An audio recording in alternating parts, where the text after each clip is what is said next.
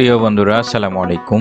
কেমন আছেন সবাই? আশা করি অনেক ভালো আছেন। সবাইকে স্বাগত জানাচ্ছি আমার YouTube channel jobs and career. বন্ধুরা, ব্র্যাক ব্যাংক লিমিটেডের ইয়ং লিডার্স প্রোগ্রামের আওতায় যারা অ্যাপ্লিকেশন করেছিলেন, ইতিমধ্যেই তাদের সবার কাছেই অনলাইন এক্সামের জন্য একটি মেসেজ এসেছে। এটাকে বলা হয় অনলাইন মক টেস্ট। এটি ব্র্যাকের ইয়ং লিডার্স প্রোগ্রামের যে এক্সাম সিস্টেম, সেই সিস্টেমের একটি অংশ। কয়েকটা ধাপে পরীক্ষা দিতে হয়। এটি হলো তার প্রথম ধাপ। আপনারা স্ক্রিনে দেখতে পাচ্ছেন এরকম একটি মেসেজ আপনাদের ইমেইলে এসেছে এবং আপনাদের ফোনের এসএমএসেও একটি মেসেজ এসেছে যে অনলাইন এক্সামটি কখন হবে সেটির বিষয়ে বিস্তারিত এখানে বলা হয়। আমরা আজকের ভিডিওটি এই মেসেজ নিয়ে সাজিয়েছি। তো আমরা মেসেজের প্রত্যেকটা অংশ আলোচনা করার চেষ্টা করব যে এই মেসেজে অ্যাকচুয়ালি আমাদের কি কি নির্দেশনা দেওয়া হয়েছে। এখানে প্রথমেই তারা দেখেন এক্সাম ডিটেইলস এর কথা বলেছে। এক্সাম ডেট 13 এবং 14 মার্চ 2023। এই দুই দিন পরীক্ষা হবে অনলাইনে। এক্সাম টাইমের কথা বলা হচ্ছে 9টা থেকে 7টা, তার মানে সকাল 9টা থেকে সন্ধ্যা 7টা পর্যন্ত। এই টাইমের যে কোনো সময় আপনি পরীক্ষায় অংশ নিতে পারবেন। এরপরে এক্সাম ডিউরেশনের কথা বলা হয়েছে যে 55 মিনিট পরীক্ষা হবে। টোটাল মার্কস হবে 50।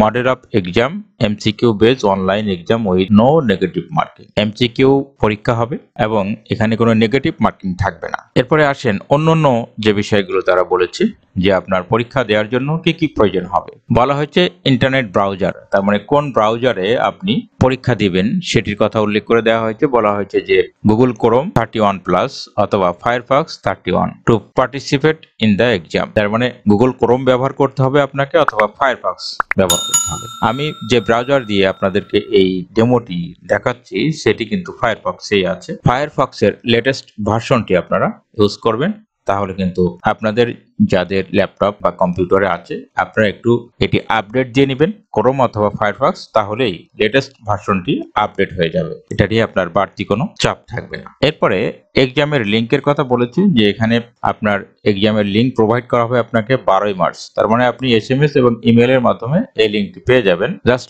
12ই মার্চই আপনি পাবেন, তার আগে তো পাবেন না। এরপরে ক্যান্ডিডেটের আইডির কথা বলা হয়েছে। ইমেইল আইডি তো দেয়াই আছে। অ্যাক্সেস কি বলতে আপনাকে যে লিংকটি প্রোভাইড করা হবে সেটির কথা এখানে বলা হচ্ছে যে সেই লিংক দিয়ে আপনাকে সেখানে ঢুকতে হবে, সেটি আপনি ডিলিট করতে পারবেন না। এরপরে একটি লিংক এখানে দেওয়া হয়েছে। আপনি যদি এই পরীক্ষার একটি ডেমো দেখতে চান তাহলে তার জন্য একটি লিংকের কথা বলা হয়েছে। এই যে দেখেন এখানে how to take a test on the online platform. বন্ধুরা, ইতিপূর্বে ব্র্যাকের ওয়াইল ফি বা ইয়ং লিডার্স প্রোগ্রামে কিভাবে আপনারা পরীক্ষা দিবেন তার একটি ডেমো আমি কিন্তু ইতিপূর্বে ভিডিও আকারে ছেড়ে দিয়েছি। আপনারা অনেকে সেটি দেখেছেন। তো সেইটি আর এটি প্রায় একই জিনিস। তো আপনার ডেমোটি দেখতে পারেন, এখানে আপনার একটি অভিজ্ঞতা হবে। এই ডেমোর ব্যাপারে অনেকে অনেক কথা বলেছেন, বিশেষ করে এখানে যে কোডিং এর প্রশ্নের কথা অনেকেই বলেছেন যে এটি আসলে আপনি যেটি বলছেন সেটি হবে কিনা। তাদেরকে আমি ডেমোটি দেখতে অনুরোধ করব। এই যে ডেমোটি আপনারা এখানে আছে দেখে নেবেন। লিংকে ক্লিক করলে কিন্তু এই ডেমোটি দেখতে পাবেন। তো এই ডেমোটি এখান থেকে দেখে নেবেন। এখানে টোটাল বলে দেওয়া হয়েছে আপনি কিভাবে পরীক্ষা দিবেন, কি কি বিষয়ে প্রশ্ন করা হবে, কিভাবে অ্যান্সার করবেন, সবগুলো এখানে দেওয়া আছে। আর আমার ওই ভিডিওটি আপনারা দেখে নেওয়ার চেষ্টা করবেন। দুটি ভিডিওর মাঝে আপনি কোনো পার্থক্য করতে পারবেন না, এটি আমার বিশ্বাস। যারা কোডিং নিয়ে প্রশ্ন করেছেন তাদেরকে বলবো যে কোডিং নিয়ে আপনার প্রশ্ন হবে, এটি আপনি এই ভিডিওতে দেখতে পাবেন যে কোডিং নিয়ে প্রশ্ন হবে কিনা সেটি তারা সেখানে বলে দিয়েছে। সুতরাং আপনারা ভিডিওটি ভালো করে দেখে নেবেন। এরপরে দেখেন অন্যান্য ইনস্ট্রাকশনের কথা, আমরা সেগুলো নিয়ে একটু আলোচনা করব। এগুলো খুবই গুরুত্বপূর্ণ। এখানে বলা হচ্ছে you can participate in the test only once during the stipulated time frame mention above. তার মানে আপনি একা অংশগ্রহণ করবেন, যেখানে বসে আপনি অংশ নেবেন সেখানে অন্য কেউ থাকবে না, সেকেন্ড কেউ থাকবে না, এটি আপনাকে খেয়াল রাখতে হবে। During the test your full face should be visible and recognizable in the webcam। তার মানে আপনি যখন পরীক্ষা দিবেন আপনার ফুল ফেস সম্পূর্ণ মুখটা দেখা যেতে হবে, এরকম ভাবে আপনার বসতে হবে ক্যামেরার সামনে। বলা হচ্ছে there will be an image proctoring, track your test progress with the real time image proctoring that capture image of you during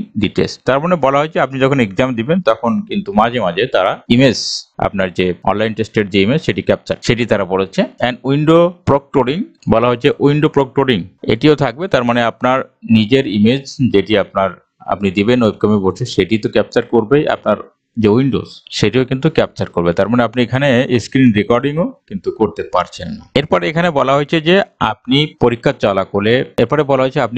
চলাকালে অন্য কারোর সহযোগিতা, আপনি অন্য কোনো ওয়েব ব্রাউজারে আপনি যে ঘোরাফেরা করবেন বা অন্য কোনো ওয়েব ব্রাউজারে যে সেটি ব্যবহার করবেন এবং অন্যান্য যে হেল্প সেটি যদি অন্য কারোর কাছ থেকে আপনি নেওয়ার চেষ্টা করেন বা অন্য কোনো ওয়েব সার্চ ইঞ্জিন থেকে আপনি এখানে হেল্প নেওয়ার চেষ্টা করেন, তাহলে সেটিও কিন্তু ক্যাপচার করা হবে। সেটি কিন্তু তারা ধরে ফেলবে, তাদের এখানে অটোমেটিক সিস্টেমগুলো করে দেওয়া আছে, যার কারণে আপনি যদি কোনো ডুপ্লিমাইজিং করতে চান তাহলে কিন্তু এখানে ধরা খেয়ে যাবেন। সুতরাং একদম ভালো ছেলের মতো, একেবারে গুড বয়ের মতো আপনি পরীক্ষা দিবেন। একজন স্টুডেন্ট হিসাবে মনে করবেন যে আপনি পরীক্ষার হলে আছেন, আপনাকে এক্সামিনার পর্যবেক্ষণ করছেন, সেই হিসাবে আপনাকে পরীক্ষা দিতে হবে। এরপরে বলা হয়েছে you are restricted from moving out of the test window.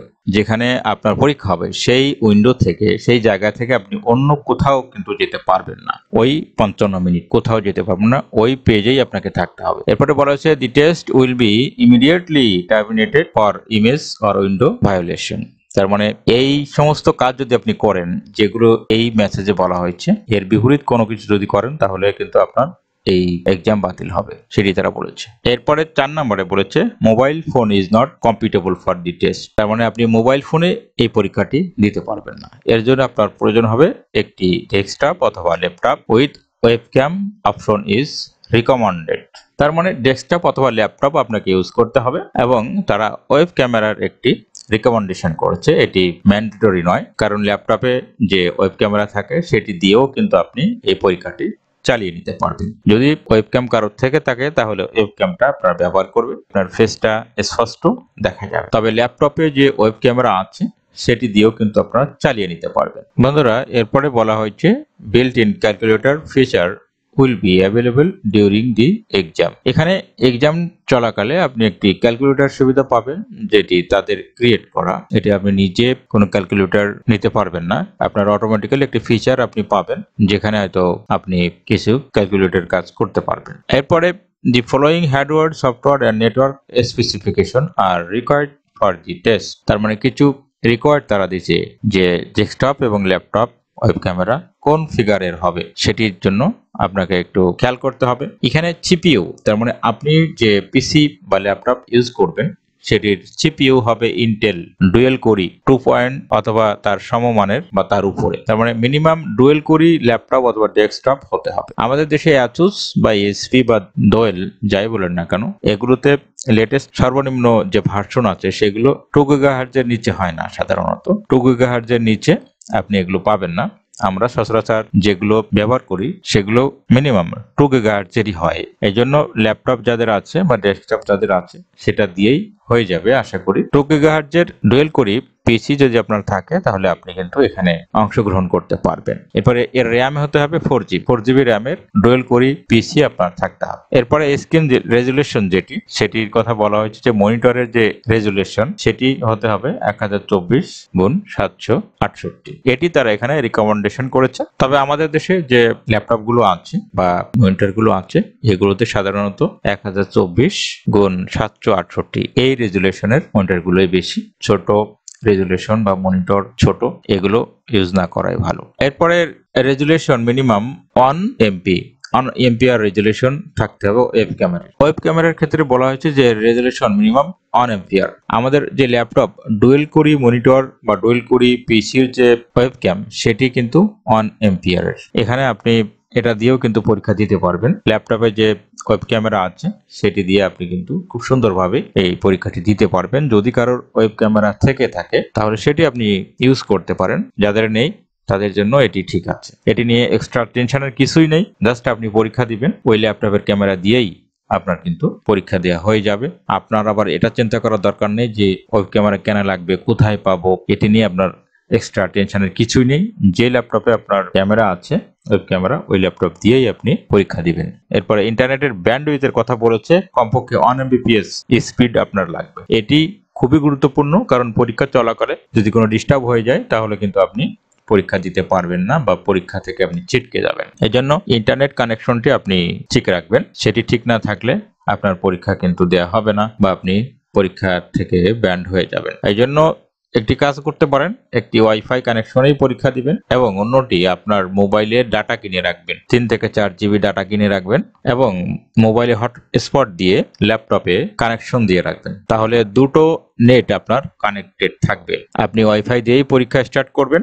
যদি কোনো কারণে আপনার নেট কানেকশন বিঘ্নিত হয় তাহলে আপনি কিন্তু ওয়াইফাই যে হটস্পট আছে, মোবাইলে যে হটস্পট আছে, সেটি দিয়েই কিন্তু তাৎক্ষণিক সেটি ট্যাকেল দিতে পারবে, কোনো সমস্যা হবে না। এই পদ্ধতি ইউজ করে কিন্তু আপনি এখান থেকে যে ঝামেলা আছে সেই ঝামেলা আপনি মুক্ত হতে পারেন। বন্ধুরা, সবশেষে একটি কথা বলতে চাই যে ব্র্যাকের ইয়ং লিডার পদে যে পরীক্ষা হয় সেটি কয়েকটি ধাপে হয় এবং এটি তুলনামূলকভাবে একটু কঠিন করে তারা। অনেকেই ডেমো টেস্ট নিয়ে অনেক চিন্তিত, বিশেষ করে এর কোডিং সিস্টেম যে কোশ্চেন প্যাটার্ন সেটি নিয়ে। একটা কি দুইটা কোশ্চেন থাকে কোডিং এর, এটি নিয়ে আমার মনে হয় এক্সট্রা টেনশনের কিছুই নেই, কারণ এখানে যারা পরীক্ষা দিবে most of the person coding জানেন। সুতরাং আপনি টেনশন করবেন না, কারণ এখানে নেগেটিভ কোনো মার্কিং নাই। এই কোডিং এর উপর ভিত্তি করেই যে আপনাকে পরবর্তীতে সিলেক্ট করা হবে এমন কোনো নির্দেশনাও কিন্তু দেয়া হয় না। সুতরাং আপনি অন্যান্য বিষয়গুলোর প্রস্তুতি নিন। কোডিং যদি পারেন আলহামদুলিল্লাহ, না পারলেও কিন্তু আপনার টেনশনের কিছুই নাই। এখানে